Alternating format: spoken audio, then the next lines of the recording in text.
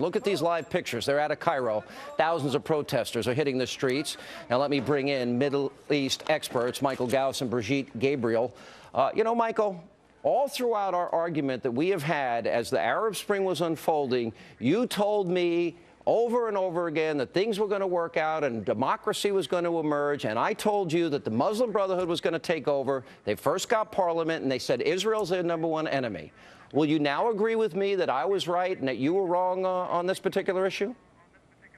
Sean, Brother Sean, as somebody called you today, I will agree with you on that particular specific issue, but I don't agree with other things. First of all, I want to extend my prayers for the bereaved families, and I condemn what has happened in Libya, killing our ambassador. But you told me the Muslim Brotherhood would be moderated by the military. That's not true, Michael. Sean, if you look at our own democracy, it took many years to stabilize the democracy. It will take some time. It is sad it's happening, but let's give them some time, Sean. Democracy is in their blood right now. Give them some time as they rip down our flag and the radicals take over and put up an al-Qaeda flag. Brigitte, Michael wants me to give them some time. No, Sean, I want to respond. No, we're not going to waste any more time because we're casting our pearls at the feet of swine at this time.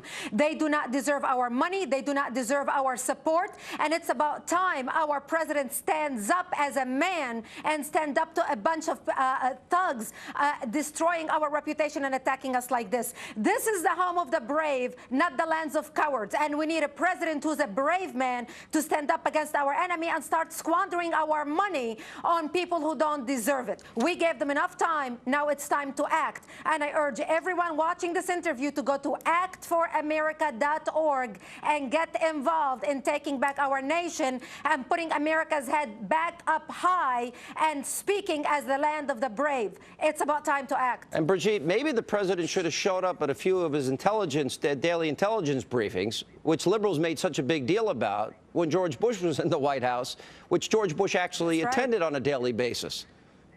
And maybe he can identify them as radical Islamists, which they are.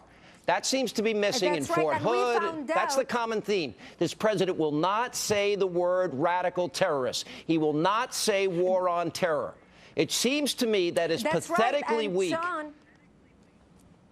It is pathetically weak. And Sean, we found out the Egyptian intelligence knew September 4th that there will be attacks against the United States embassy.